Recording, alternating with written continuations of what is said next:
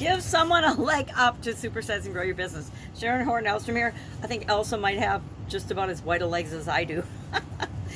Summer or no summer. Anyway, Sharon Horne-Ellstrom here, Supersize Your Business. Today, our idiom, our expression with respect to contribution or related to contribution and growing and building our business is to give someone a leg up.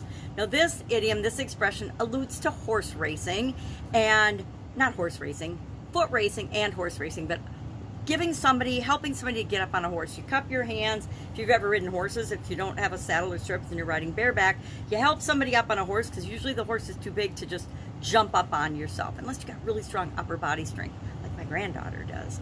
So to give someone a leg up, of course, means to help someone, to give them a helping hand, to give somebody an advantage over others, or to get a head start.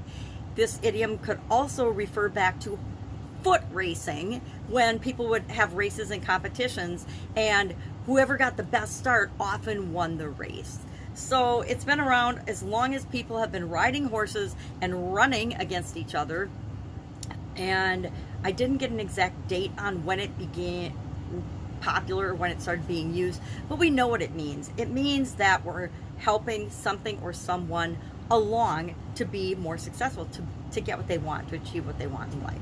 So my questions are, number one, who do we help? How do we set a priority order of who we help? And I say, number one, you better help yourself. You better take care of yourself, because if you don't take care of yourself, you can't take care of anybody else. Number two, we take care of people that we love and care about. Our family, first and foremost, our friends, the people we're responsible for or feel responsible for. Thirdly, our employees. If we don't take care of our employees, we're not going to have much of a business, and it's going to make it really hard to grow. Fourth, I say you better take care of your customers, because without our customers, we don't have a business.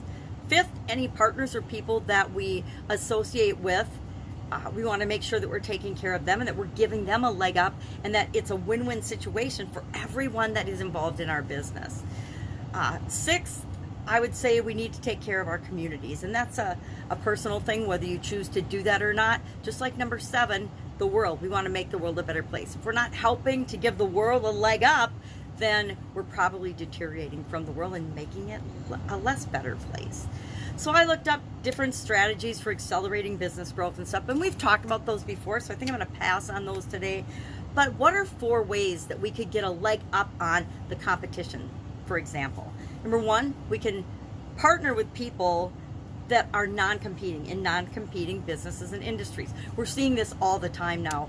All the gas stations have multiple units and multiple things in them.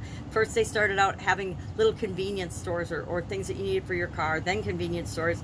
Then now they're partnering with different services like dry cleaning services or car repair services, or different, I've even seen one with a dog wash in it, and a dog washing service.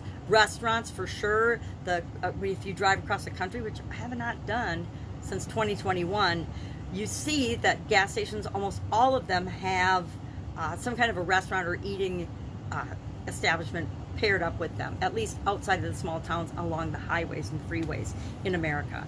Number two, we want to study the competition and their pricing strategies. We want to know what they're doing. What is their competitive advantage? What are they doing to serve people in different or better ways than we are? What can we learn from that? How can we better serve and help people that we're here to serve? Number three, listen to the people that we're serving. Listen to our customers.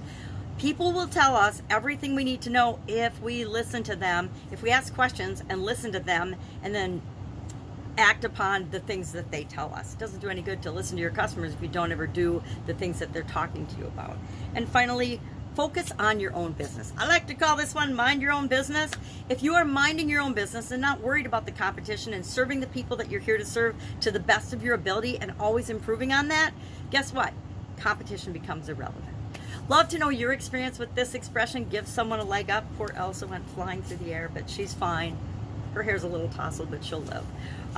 If I can help you in any way, hit me up. If there's a contribution-related idiom that you would like to know the meaning of and how we can use it to apply it to our business, please share in the comments below. I'm short some. It's only the 12th of July, and I only have a few left. I'm going to have to do some more research into. There's a lot of different ways we could approach it, so I will find enough to last the month of July. But if you've got one you really want to know, please share that in the comments below. Have an awesome day, and I'll, of course, be with you tomorrow.